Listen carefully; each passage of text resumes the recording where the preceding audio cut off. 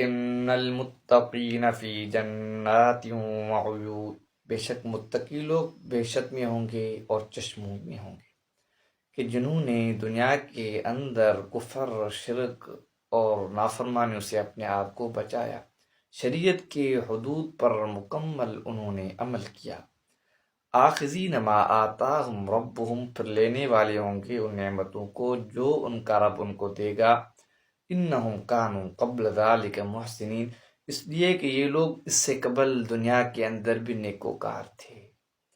کانوا قلیلا من اللیل ما یہجعون، اور رات کو بہت کم سویا کرتے تھے،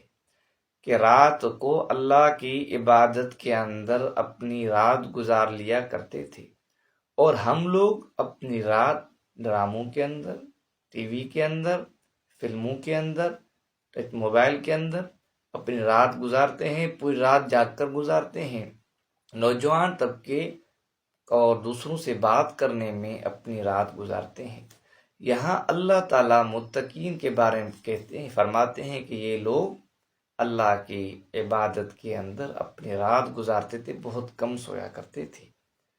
وَبِالْأَسْحَارِ هُمْ يَسْتَغْفِرُونَ، اور سحری کے اندر وہ اپنے رب سے استغفار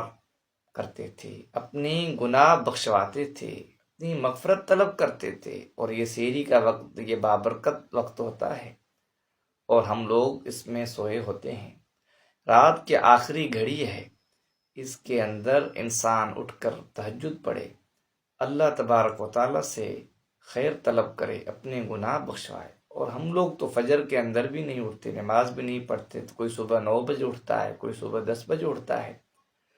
وفی اموالہم حق للسائل والمحروم، اور ان کے مال میں حق ہے سوال کرنے والوں کے لیے، والمحروم، اور جو لوگ سوال نہیں کرتے، وہ اپنے عزت کے خاطر دوسروں سے مانگتے نہیں ہیں، ضرورت مند ہوتے ہیں پھر بھی مانگتے نہیں ہیں، ایسے لوگوں کو بھی دینا چاہیے۔ جو لوگ مانگتے ہیں وہ آ کے ہمارے سر پہ مسلط ہو جاتے ہیں، ہم ان کو مجبوراً ان کو دیتے ہیں، اور وہ لوگ جو مانگ نہیں سکتے ہم ان کو نظر انداز کرتے ہیں، ان کو بھی دینا چاہیے۔ وفی الارض آیات للموقنین، آگے اللہ تعالیٰ فرماتا ہے اس زمین میں یقین رکھنے والوں کے لیے بہت ساری نشانیاں ہیں کہ اللہ کی قدرت کو دیکھ کر اللہ پر یقین رکھیں۔ وفی انفسکم، تم خود اپنے نفس کے اندر غور فکر کرو تو اللہ کی قدرت کی نشانی تمہارے نفس میں سمجھ میں آئے گی۔ ایک حقیر نطفہ ہے، وہ مادہ رحم سے اللہ تعالیٰ کس طرح ایک خوبصورت انسان کی تخلیق کرتا ہے،